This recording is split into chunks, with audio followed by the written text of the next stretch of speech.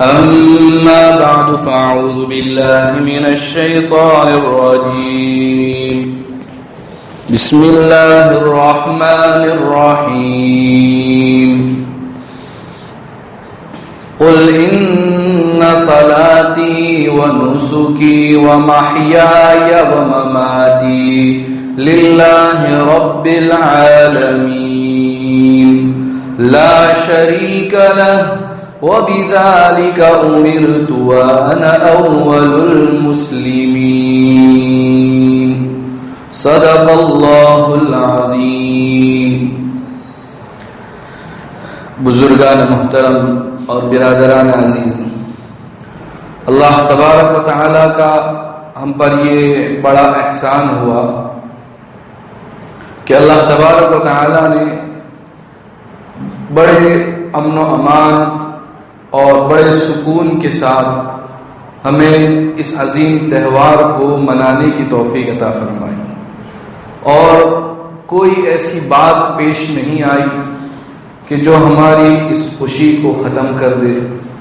یہ بھی اللہ تبارک و تعالی کی بہت بڑی نعمت ہے. اس پر ہم اللہ کا جتنا شکر ادا کریں کم ہے. اللہ تبارک و تعالی نے جو بھی تہوار ہمیں دیے ہیں وہ ہمیں کچھ نہ کچھ سبق دے جاتے ہیں. صرف خوشی منانا اور وقتی طور پر ان تہواروں سے لطف اندوز ہونا یہ مقصود نہیں ہوتا، بلکہ اللہ تبارک و تعالی ان تہواروں کے ذریعے سے، ان مواقع کے ذریعے سے ہماری زندگیوں میں کچھ انقلاب لانا چاہتے ہیں، کچھ تبدیلی لانا چاہتے ہیں. تو ہمیں ان تہواروں سے سبق حاصل کرنے کی، اس پر عمل کرنے کی ضرورت ہے. یہ عظیم موقع جسے ہم عید الاضحیٰ کہتے ہیں، اسے عید قربان بھی کہا جاتا ہے، جو خلیل اللہ حضرت ابراہیم علیہ السلام اور ذبیح اللہ حضرت اسماعیل علیہ السلام کی یادگار، جو کہ خواب میں ملنے والے حکم کی تعمیل کے طور پر تھا، اللہ تبارک و تعالی نے اسے شاعر اسلام میں داخل کیا. تو یہ قربانی اور ان دونوں انبیاء علیہ السلام کا یہ مشہور واقعہ ہمیں کیا سبق دے جاتا ہے، اس کو آج ہمیں سمجھنے کی ضرورت ہے. اگر ہم اپنے دین اسلام پر غور کریں تو یہ بات معلوم ہوگی کہ یہ دین اسلام ہی قربانی کا دوسرا نام، اس لیے کہ اسلام کے معنی خود سپردگی کے، اسلام کے معنی اپنے آپ کو اللہ کے حوالے کر دینے کے، کہ ہم اپنے آپ کو، اپنی جان، مال، عزت، آبرو کو، یہاں تک کہ اپنے تمام خیالات اور اپنی تمام خواہشات کو اللہ کے حوالے کر دیں، اللہ کے سپرد کر دیں.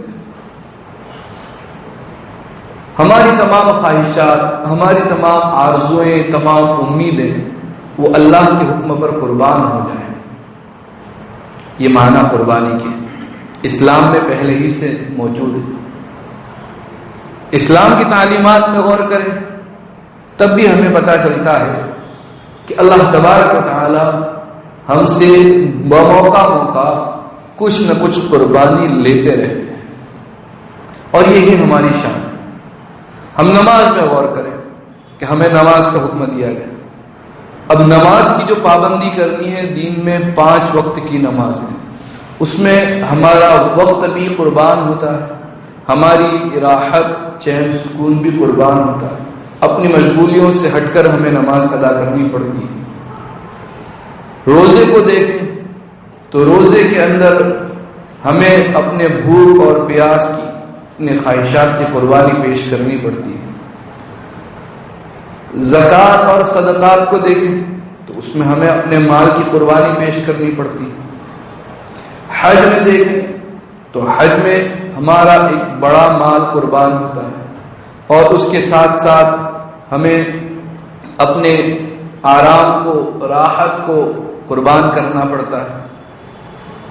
جہاد میں دیکھیں اپنی جان کی قربانی دینی پڑتی ہے۔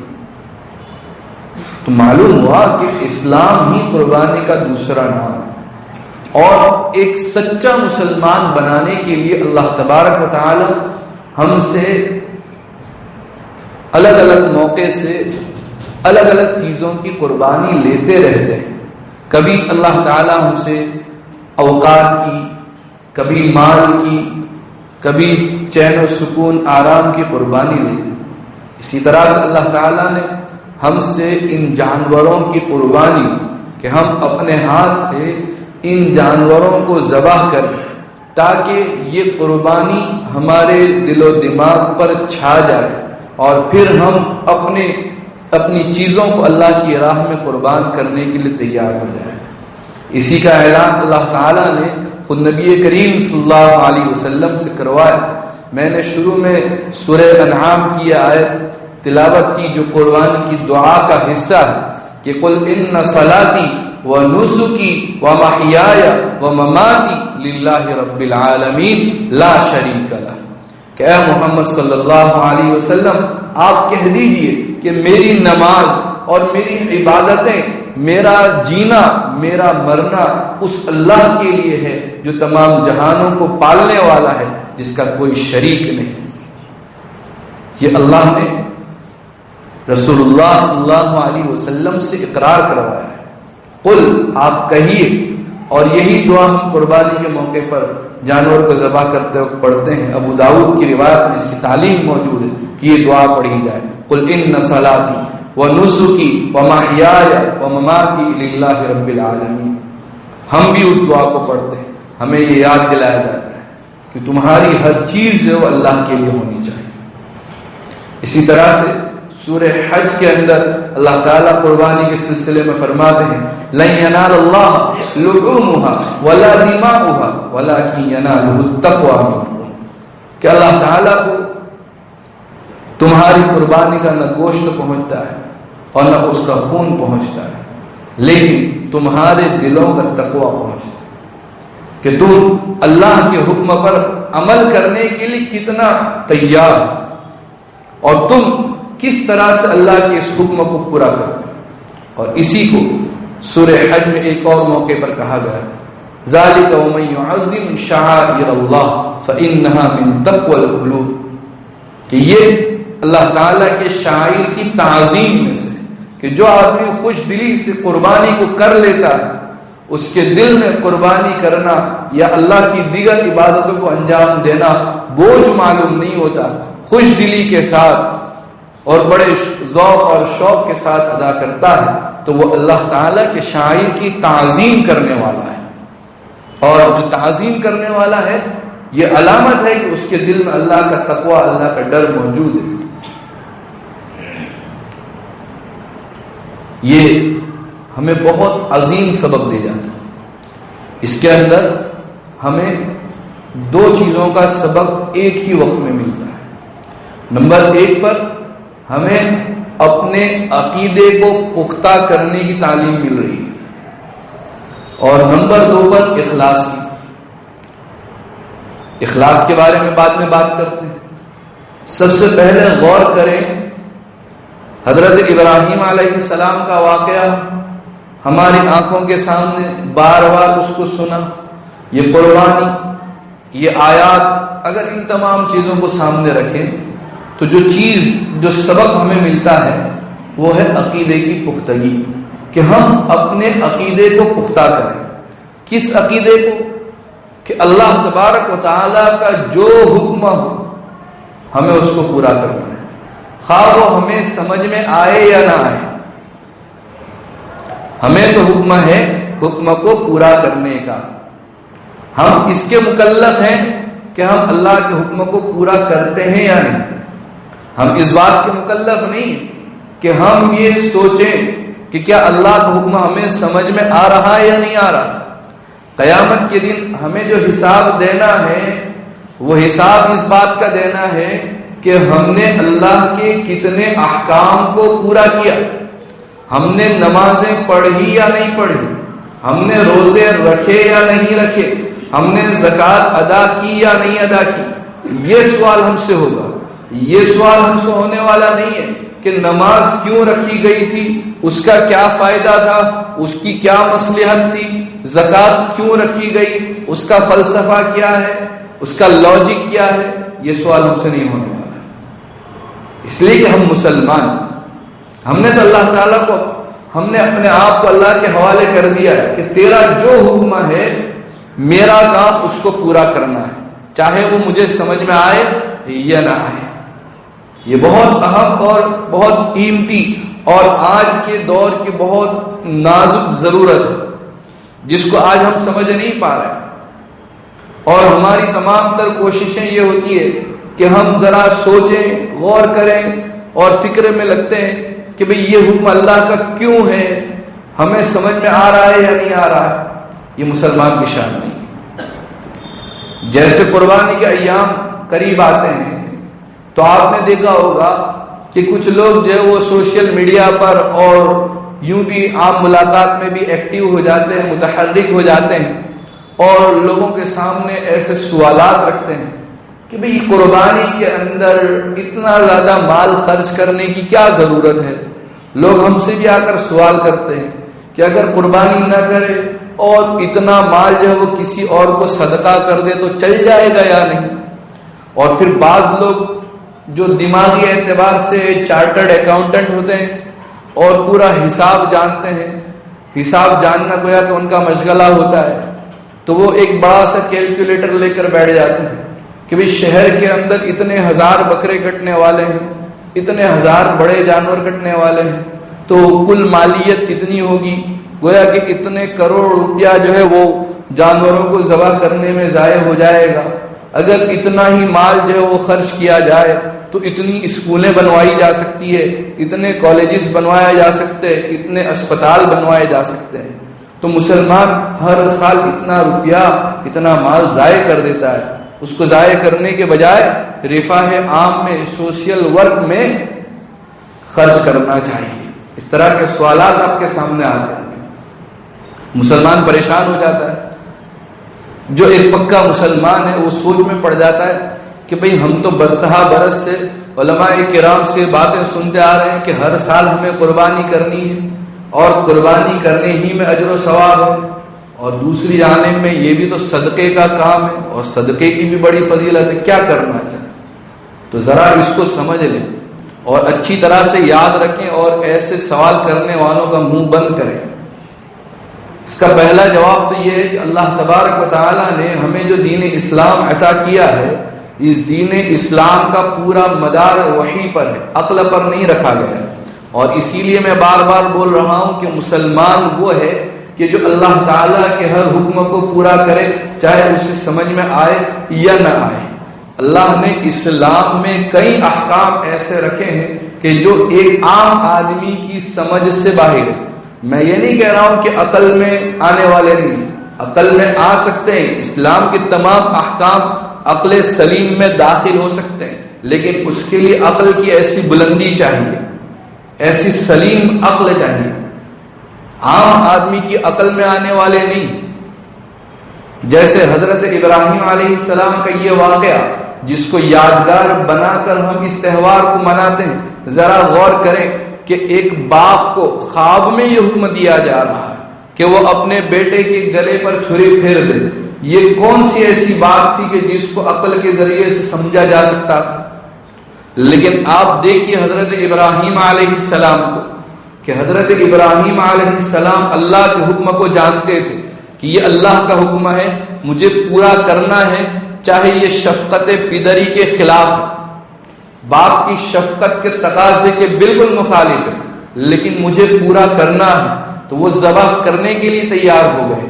حضرت اسماعیل علیہ السلام جو بیٹے ہیں وہ جانتے ہیں کہ اللہ کا یہ حکم ہے, تو وہ ذبح ہونے کے لیے تیار ہو گئے. حالانکہ وہ بھی یہ بات جانتے ہیں کہ کوئی باپ اتنا بدبخت تو نہیں ہو سکتا کہ جو اپنے بیٹے کے گلے پر چھری پھیر دے، لیکن یہ اللہ کا حکم ہے تو ضرور اللہ نے حضرت ابراہیم علیہ السلام کے دل میں بات ڈالی، وہ ذبح ہونے کے لیے تیار ہو گئے، اور جب دونوں مل کر اس کام کو کرنے پر آمادہ ہو گئے، قرآن کریم کہتا ہے فلما اسلما وتلہ للجبین، کہ جب دونوں مسلمان ہو گئے۔ کیا مطلب کہ ابھی تک یہ دونوں پیغمبر مسلمان نہیں تھے، ایک تو اس وقت پیغمبر ہیں، اللہ کے خلیل بن چکے ہیں، اور جو بیٹے ہیں ان کا نام انبیاء کی فہرست میں لکھا جا چکا ہے، لیکن اس کے باوجود اللہ تعالیٰ فرماتے ہیں کہ وہ دونوں مسلمان ہو گئے، یعنی دونوں نے اپنے آپ کو اللہ کے حوالے کر دیا کہ تیرا حکم باپ کے بارے میں یہ ہے کہ وہ بیٹے کے گلے پر چھری پھیر دے، باپ راضی ہو گیا، اور بیٹے کے لیے حکم ہے کہ وہ اپنے گلے پر چھری پھروا لے، بیٹا اس کے لیے راضی ہو گیا۔ فلما اسلم، اسی طرح سے ہم یہ نمازوں کو جو پڑھتے ہیں کہ فجر کی نماز، ظہر کی نماز، عصر کی نماز، ان کے اوقات متعین ہیں، ان کی رکعتیں متعین۔ آپ ذرا غور کر کے دیکھیں، ذرا اپنی عقل کو استعمال کر کے دیکھیں، کیا آپ کی عقل ساتھ دیتی ہے کہ فجر میں 2 رکعت کیوں ہے، ظہر میں 4 کیوں ہے، عصر میں 4 کیوں ہے؟ کیا آپ کی عقل اس بات کو ثابت کر کے بتلا سکتی ہے کہ یہ نماز انہی اوقات میں کیوں رکھی گئی؟ ظاہر ہے کہ کوئی کتنا ہی بڑا عقل مند ہوگا، ہاتھ اٹھا دینے پڑیں گے کہ ہمیں سمجھ میں نہیں آئے گا۔ بہت ساری چیزیں ایسی ہیں۔ اب دیکھو قربانی کے دن چل رہے ہیں، ایام تشریق ابھی پورے ہوئے، یوں تو روزے کی بڑی فضیلت ہے، لیکن ایام تشریق میں روزہ رکھنا حرام قرار دے دیا گیا کہ ان دنوں میں روزہ نہیں رکھ سکتے۔ تو معلوم ہوا کہ اسلام کے بہت سارے احکام وہ ہیں کہ جو ایک عام آدمی کی عقل میں نہیں آ سکتے، اسلام کا مدار ہی وہی پر ہے۔ تو اسی طرح سے قربانی کا جو حکم دیا گیا ہے، اگرچہ وہ عقل کے ذریعے سمجھ میں نہ آئے، لیکن اس کا مدار وہی پر ہے۔ ایک مسلمان کی شان یہ ہے کہ جب یہ کہا گیا کہ ان دنوں میں قربانی کرنا ہے تو پھر قربانی کرنا ہی افضل ہے، اور جبکہ اس کے بارے میں صاف صاف روایت موجود ہے، نبی کریم صلی اللہ علیہ وسلم نے یہ بات ارشاد فرمائی ہے کہ ان قربانی کے دنوں میں اللہ تبارک و تعالیٰ کو قربانی کے علاوہ اور کوئی عمل اتنا محبوب نہیں جتنا کہ قربانی محبوب ہے۔ یہ ایک جواب، لیکن آپ سوچ رہے ہوں گے کہ بھئی یہ جواب یہ تو قرآن کی آیات کو پیش کر کے دیا جا رہا ہے، احادیث کو پیش کر کے دیا جا رہا ہے، تو دوسرا ایک جواب ایسا ہونا چاہیے کہ جو ہماری عقل کی کھڑکیوں کو کھول دینے والا، تو وہ جواب بھی ہمارے پاس موجود ہے، اس کو بھی سنیں۔ دراصل بات یہ ہے کہ ہم اللہ تبارک و تعالیٰ کے حکم کو کیا درجہ دیتے ہیں، اور اللہ تبارک و تعالیٰ نے اپنے حکم کو ماننے پر جو اجر و ثواب رکھا ہے، نہ ماننے پر جو وعیدیں بیان کی، اس کا ہمارے یہاں پر کیا مقام ہے اور ہم اس کا کتنا لحاظ رکھتے ہیں۔ دیکھیے، اگر کسی آدمی کو اس کی بیوی یہ مطالبہ کرتی ہے کہ مجھے جو ہے وہ فلاں جوڑا فلاں ڈریس لینا ہے، اب وہ دیکھ رہا ہے کہ وہ ڈریس 5,000 نہیں 10,000 20,000 کا ہے، تو کیا وہ کبھی یہ سوچتا ہے کہ بھئی اس ایک عورت کو اتنا گراں قسم کا ڈریس دلانے سے کیا فائدہ؟ اس کو 500-600 والا ڈریس دلا کر اسی رقم سے کسی غریب عورت کو اناج دلوایا جائے، کبھی وہ سوچتا ہے؟ نہیں سوچتا۔ آپ کے بیٹے نے مطالبہ کیا کہ مجھے 20,000 کا موبائل فون چاہیے، آپ اس کو دلا دیتے ہیں، کبھی آپ نے یہ سوچا کہ بھئی اس کو فون کی کیا ضرورت؟ اولاً تو دلانا ہی نہیں چاہیے، اگر دلانا ہے تو 5,000-6,000 کا دلا کر باقی رقم سے اسی کے دوست کو اسکول کی کچھ کتابیں دلا دی جائے؟ نہیں، کوئی یہ نہیں سوچتا۔ بلکہ یہ ساری باتیں ہم دین اسلام کے احکام کے بارے میں سوچتے ہیں۔ وجہ کیا ہے؟ ایسی بہت ساری مثالیں۔ وجہ یہ ہے کہ ہم جانتے ہیں کہ اگر میں نے ڈریس نہیں دلایا بیوی ناراض ہو جائے گی، اس کی ناراضگی ہمیں آنکھوں سے نظر آئے گی، اس کا غصہ اور اس کے غصے کے جو نتائج ہیں وہ ہماری آنکھوں کے سامنے ہیں۔ اگر بیٹے کو موبائل نہیں دلایا، اپنے ماں باپ کی کوئی ضرورت پوری نہیں کی، ان کی ناراضگی، ان کا غصہ، ان کا ریئیکشن ہماری آنکھوں کے سامنے وہ ہمیں نظر آئے، ہم اس سے ڈرتے ہیں، لیکن ہم یہ بھول جاتے ہیں کہ اگر اللہ کے حکم کی ہم نے نافرمانی کی، اللہ کے حکم کو توڑا، تو قرآن جو بیان کرتا ہے اور نبی کریم صلی اللہ علیہ وسلم نے جو سچی خبر دی ہے وہ اس سے کہیں زیادہ ہے۔ ہم شاید یہ سوچیں کہ بیوی ناراض ہو جائے گی، امکان ہے کہ وہ ناراض نہ ہو، اور ہو سکتا ہے کہ ہم اس کا ذہن بھٹکانے میں کامیاب ہو جائیں، لیکن اللہ کی پکڑ سے ہم کبھی چھوٹ نہیں سکتے۔ یہ ہمارا ایمان، لیکن ہمارا ایمان ڈگمگا جاتا ہے۔ ہم اس موقع پر سوچیں کہ جس اللہ نے ہمیں حکم دیا ہے کہ ہم قربانی کریں، اگر ہم نے قربانی نہیں کی اور اس کی جگہ پر صدقہ کر دیا، پکڑ ہو جائے گی۔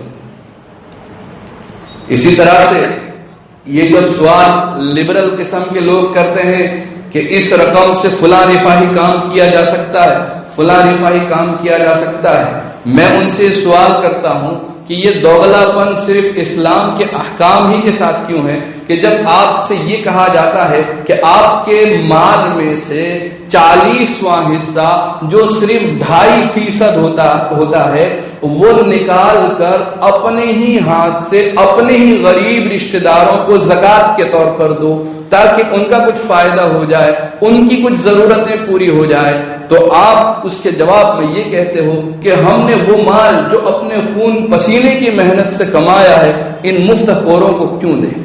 جب آپ کو یہی غربا فقراء مفت خور نظر آتے ہیں، لیکن جب قربانی کا موقع آتا ہے تو آپ غربا فقراء کے مسیحا بن جاتے ہیں۔ یہ دوغلا پن نہیں تو کیا ہے؟ اگر آپ کو اسکول، کالجز، اسپتال بنوانے ہیں تو آپ بنوائیے، کون نہ کہتا ہے، لیکن قربانی کی رقومات سے کیوں؟ آپ ذرا ایک فلموں کی جو انکم ہے اس کو دیکھ لو، 300-400 کروڑ روپیہ جو ہے وہ ایک فلموں سے حاصل ہوتا ہے۔ کیا کبھی آپ نے ان سے مطالبہ کیا ہے؟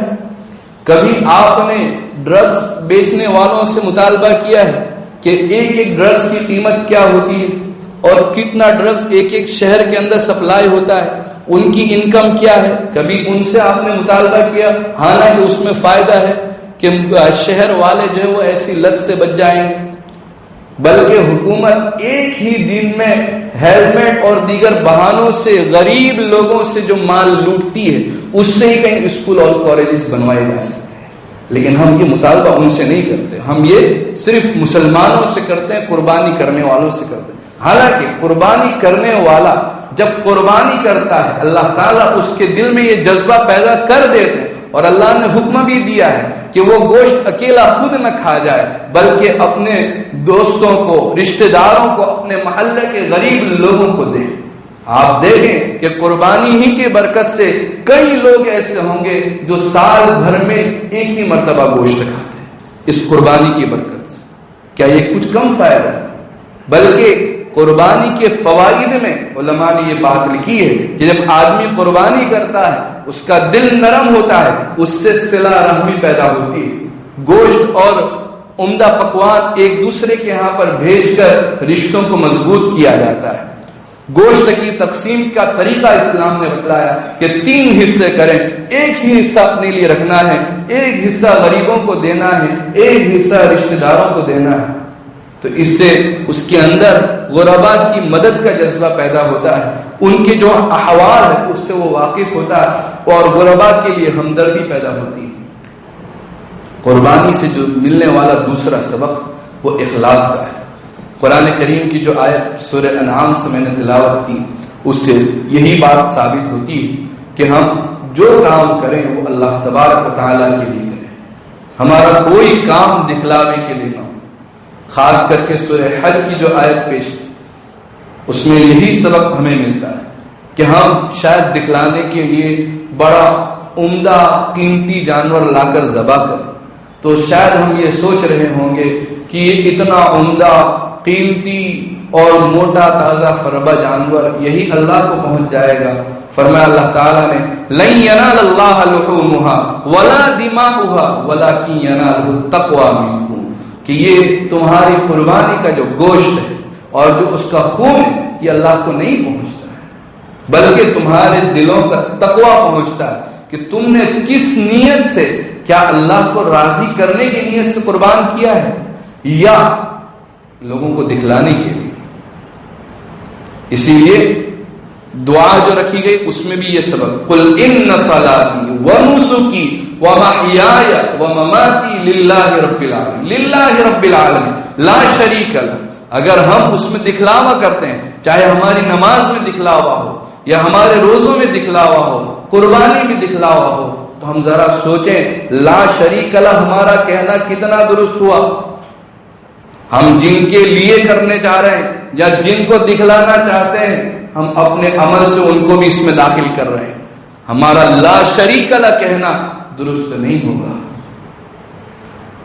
لا شریک لہ اسی وقت درست ہوگا جبکہ ہماری خالص نیت اللہ تعالیٰ کے حکم کی تعمیل ہوگی۔ اسی طرح سے قربانی سے جو ہمیں سبق ملتا ہے، ہم جانور کو ذبح کرتے ہیں، اس کے گلے پر جو چھری پھیر رہے ہیں، ہمیں اس کے ذریعے سے مشق کروائی جا رہی ہے اپنے نفس کو کچلنے کی، کہ ہم اپنے نفس کو کچلیں، اپنی نفسانی خواہشات کو قربان کریں۔ یہ بہت ضروری ہے۔ بس ہم نے جانور کو ذبح کر دیا، اس کے گوشت کے عمدہ پکوان بنا کر خود ہضم کر لیے، یہ کافی نہیں، بلکہ ہمیں اس کے ذریعے سے مشق کروائی جا رہی ہے کہ جس طرح سے تم جانور کے گلے پر چھری پھیرنے پر آمادہ ہو گئے، تو اب تیار ہو جا، تمہیں اپنے نفس پر بھی چھری پھیرنی ہے، نفس کو کچلنا ہے۔ نفس کو کیسے کچلنا؟ مفسرین کرام نے اس کے 3 درجے بیان کیے۔ پہلا درجہ یہ بیان کیا ہے کہ سب سے پہلے ہم اپنے آپ کو عقائد باطلہ سے دور کریں۔ عقائد باطلہ میں سب سے پہلے کفر اور شرک سے اپنے آپ کو پاک کرنا پڑے، کہ ہم اپنا جائزہ لیں کہ ہمارے نظریات میں، ہمارے خیالات میں، ہمارے افکار میں کہیں شرک اور کفر کو تو دخل نہیں۔ ہم اپنے نظریات، ہمارے عقائد، ہمارے خیالات کو خوب اچھی طرح سے جانچیں پرکھیں، بہت ضروری ہے، اس لیے کہ یہ ایسی چیز ہے کہ اس میں بہت سارے چور دروازے موجود ہیں۔ کب کون باطل خیال ہمارے دماغ میں گھس کر جگہ بنا لے ہمیں پتہ نہیں چلے گا، بار بار اس کی جانچ کی ضرورت ہے۔ نمبر 2 پر دوسرا درجہ یہ ہے کہ ہم تمام گناہوں اور معصیات سے اپنے آپ کو پاک کریں، اور تیسرا درجہ یہ ہے کہ ہم اپنے تمام قسم کے خیالات اور افکار اللہ تعالیٰ کے علاوہ ہر چیز کو نکال باہر کریں، کہ ہمارے خیالوں میں، ہماری نظر میں اللہ کے علاوہ اور کوئی باقی نہ رہے۔ ہماری نظریں جو ٹکے، جو نظر مائل ہو تو صرف اللہ تعالیٰ کی جانب، جس کو فنا فی اللہ کہا جاتا ہے۔ قربانی سے ملنے والا جو سبق وہ یہ ہے، اور وہ آج کے زمانے کی بہت اہم ضرورت ہے کہ ہم اپنے جان کو، اپنے مال کو، اپنے اہل و عیال کو اللہ کی راہ میں قربان کرنے کے لیے تیار ہیں۔ یہ بہت ضروری ہے۔ آج جو ہے وہ ہم دیکھ رہے ہیں کہ جس طرح سے مسلمانوں پر اور اسلام پر دائرہ تنگ ہو رہا ہے، تو ہمیں ذہنی طور پر اپنے آپ کو تیار کرنا ہے، اور خاص کر کے حضرت ابراہیم علیہ السلام کی سیرت کو پڑھیں۔ ایک مرتبہ نہیں، کئی مرتبہ ان کی زندگی میں موقع آئے کہ انہوں نے اللہ کے حکم کے لیے اپنے گھر والوں کو قربان کیا ہے، اپنے آپ کو قربان کیا ہے۔ حضرت ہاجرہ، حضرت اسماعیل کی مکہ میں چھوڑے جانے والے واقعے کو یاد کریں، حضرت ابراہیم علیہ السلام کے آگ میں پھینکے جانے والے واقعے کو یاد کریں، اس قربانی والے واقعے کو یاد کریں، تاکہ ہمارے اندر یہ جذبہ پیدا ہو کہ کبھی اگر ہماری زندگی میں موقع آیا کہ دین اسلام کی حفاظت کے لیے اور اللہ کی کلمے کی بلندی کے لیے ہمیں اپنی جان کی، مال کی، اہل و عیال کی قربانی پیش کرنی پڑے، تو الحمدللہ ہم ذہنی طور پر اس کے لیے تیار ہیں۔ یہ قربانی، یہ جذبہ قربانی سے پیدا ہوتا ہے۔ تو اس لیے ہمیں اس موقع پر حضرت ابراہیم علیہ السلام، حضرت اسماعیل علیہ السلام اور ہماری اس قربانی سے جو اسباب ملے ہیں انہیں خوب اچھی طرح ذہن نشین کر کے اسے اپنی زندگی میں پیدا کرنے کی ضرورت ہے۔ اللہ تبارک و تعالی ہم سب کو اس پر عمل کی توفیق عطا فرمائے، آمین۔ وآخر دعوانا الحمد للہ رب العالمین۔